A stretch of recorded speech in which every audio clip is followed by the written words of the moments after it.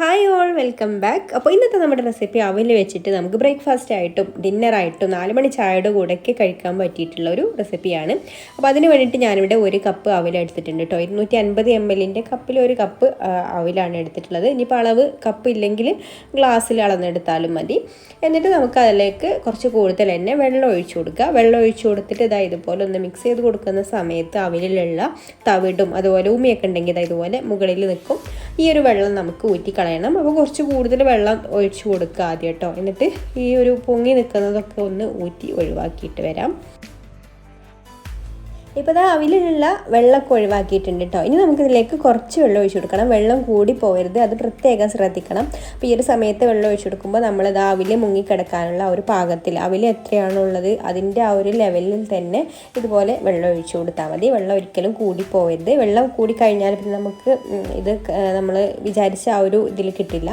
അപ്പോൾ ഇത്രയും തന്നെ മതി. ഇനി നമുക്കിത് അടച്ചു വെച്ചിട്ട് ഒരു 10 മിനിറ്റ് മാറ്റി വെക്കാം. ഇപ്പോൾ നമ്മുടെ അവിലിൽ വെള്ളം ഒഴിച്ചു കൊടുത്തിട്ട് ഇപ്പോൾ ഒരു 10 മിനിറ്റ് കഴിഞ്ഞിട്ടുണ്ട് കേട്ടോ.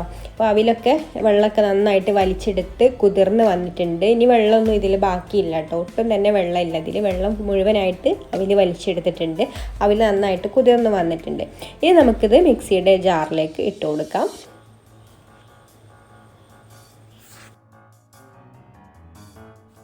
ഇനി ഇതിലേക്കൊരു 1/4 കപ്പ് ചിരവിയ തേങ്ങ ഇട്ട് കൊടുക്കാം.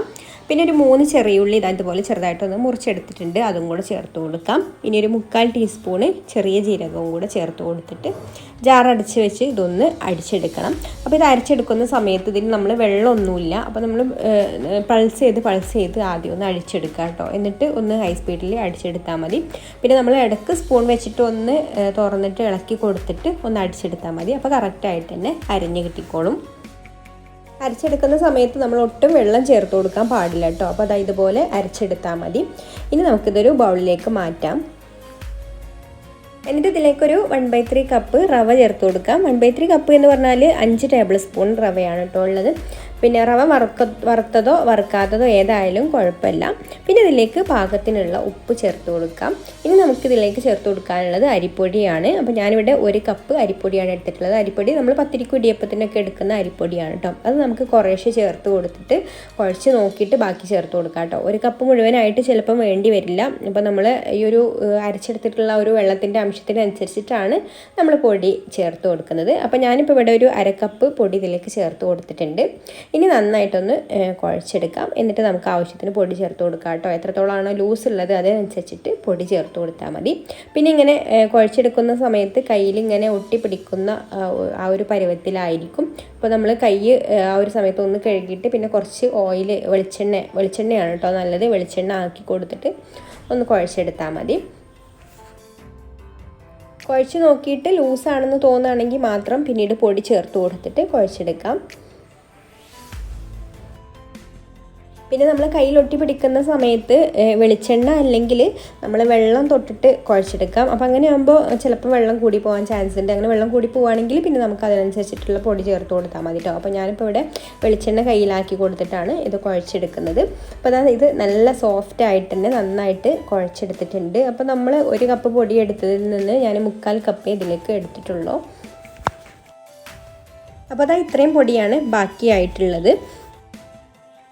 ഇനി ഇതിൽ നിന്ന് നമുക്ക് ഇതുപോലെ ഓരോ ഉരുളയാക്കി എടുക്കാം. നമ്മൾ സാധാരണ പത്തിരിക്കൊക്കെ ഉരുളയാക്കി എടുക്കുന്ന ആ ഒരു വലുപ്പത്തിൽ ഉരുളയാക്കി എടുത്താൽ മതി കേട്ടോ.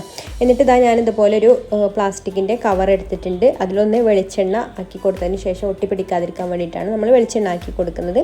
എന്നിട്ട് കൈ വെച്ചിട്ട് തന്നെ ഇതുപോലെ ഒന്ന് പ്രസ് ചെയ്തിട്ട് പരത്തി കൊടുക്കാം. പെട്ടെന്ന് തന്നെ പരന്ന് കിട്ടും കേട്ടോ. പിന്നെ നമ്മളിത് കുറച്ചൊരു കനത്തിൽ വേണം പരത്തിയെടുക്കാൻ. നമ്മൾ നെയ്പത്തിരിക്കൊക്കെ പരത്തിയെടുക്കുന്നത് പോലെ ഒരു 1/4 ഇഞ്ച് കനത്തിൽ പരത്തിയെടുത്താൽ മതി. സൈഡൊക്കെ ഇതുപോലെ ഒന്ന് ലെവൽ ചെയ്ത് കൊടുത്താൽ മതി. അല്ലെങ്കിൽ കറക്റ്റ് ഷേപ്പിൽ കിട്ടണമെന്നുണ്ടെങ്കിൽ എന്തെങ്കിലും അടപ്പ് വെച്ചിട്ടൊക്കെ ഒന്ന് കട്ട് ചെയ്തെടുത്താലും മതി കേട്ടോ. അപ്പോൾ ഇതുപോലെ ഈ ഒരു കനത്തിൽ നമ്മൾ പരത്തി എടുത്തിട്ടുണ്ട്. ഇനി നല്ല ചൂടായിട്ടുള്ള വെളിച്ചെണ്ണയിലേക്ക് ഇട്ട് കൊടുത്തിട്ട് ഫ്രൈ ചെയ്തെടുക്കാം. പിന്നെ ഇത് വെളിച്ചെണ്ണയിലേക്ക് ഇട്ട് കൊടുക്കുന്ന സമയത്ത് എണ്ണ നന്നായിട്ട് ചൂടുണ്ടായിരിക്കണം കേട്ടോ. അതുപോലെ തന്നെ ഹൈ ഫ്ലെയിമിലും വെക്കണം. നല്ല തീ ഉണ്ടെങ്കിൽ മാത്രമേ ഉള്ളൂ ഇത് പൊങ്ങി വരുള്ളൂ. പിന്നെ നമ്മൾ പൂരിയൊന്നും ഇട്ട പാട് പൊങ്ങി വരുന്ന പോലെ ഇത് പൊങ്ങി വരില്ല. കുറച്ച് സമയം ഇങ്ങനെ അടിയിൽ കിടക്കും. എന്നിട്ട് ഒരു മിനിറ്റിന് വേണ്ടി വരില്ല, ഒരു 45 സെക്കൻഡൊക്കെ കഴിയുമ്പോഴേക്കും ഇതുപോലെ പൊങ്ങി വരും കേട്ടോ. പൊങ്ങിയിട്ട് നന്നായിട്ട് പൊള്ളി വീർത്ത് വരും. ആ ഒരു സമയത്ത് നന്നായിട്ട് പൊങ്ങി വന്നതിന് ശേഷം പിന്നെ നമുക്കൊരു മീഡിയം ഫ്ലെയിമിൽ ഇട്ട് കൊടുക്കുക. എണ്ണ നന്നായിട്ട് ചൂടായിട്ടുണ്ടെങ്കിൽ, അല്ലെങ്കിൽ പെട്ടെന്ന് തന്നെ ഇതിൻ്റെ കളറ് മാറിപ്പോകും കേട്ടോ. അപ്പോൾ ഒരു ലോ ഫ്ലെയിമിലോ മീഡിയം ഫ്ലെയിമിലോ ഇട്ടിട്ട് ചൂടൊന്ന് ക്രമീകരിക്കുക. എന്നിട്ട് ഒന്ന് മറിച്ചിട്ട് കൊടുക്കുക. പിന്നെ ഒരു 2 സൈഡും നല്ലൊരു ഗോൾഡൻ കളറായിട്ട് വരുന്ന സമയത്ത്, ഗോൾഡൻ ബ്രൗൺ കളറാവുന്ന സമയത്ത് നമുക്ക് കോരിയെടുക്കാം. പിന്നെ നമ്മളത് പരത്തി ഇങ്ങനെ വെക്കേണ്ട ആവശ്യമില്ല കേട്ടോ. അപ്പോൾ ഒന്ന് റെഡിയാവുന്ന നേരം കൊണ്ട് കുറച്ച് സമയം ആവും ഒന്ന് റെഡിയാവാൻ വേണ്ടിയിട്ട്. അപ്പോൾ ആ ഒരു റെഡിയാവുന്ന നേരം കൊണ്ട് നമുക്ക് അടുത്തത് പരത്തിയെടുക്കാം. എന്നിട്ട് നമ്മളിത് കോരിയെടുത്തിട്ട് അടുത്തത് ഇട്ട് കൊടുത്തിട്ട് ഇങ്ങനെ പൊരിച്ചെടുത്താൽ മതി. പിന്നെ നിങ്ങൾക്കൊരു വീഡിയോ കണ്ടിട്ട് ഇഷ്ടമായിട്ടുണ്ടെങ്കിൽ ഒന്ന് ലൈക്ക് ചെയ്യാൻ മറക്കരുത്. ഇഷ്ടപ്പെട്ടില്ലെങ്കിൽ ഡിസ്ലൈക്കും ചെയ്യാം. അതുപോലെ തന്നെ നിങ്ങൾ എപ്പോഴെങ്കിലും ഇത് തയ്യാറാക്കുന്ന സമയത്ത് അതിൻ്റെ ഫീഡ്ബാക്കും കൂടി അറിയിക്കാൻ മറക്കരുത് കേട്ടോ.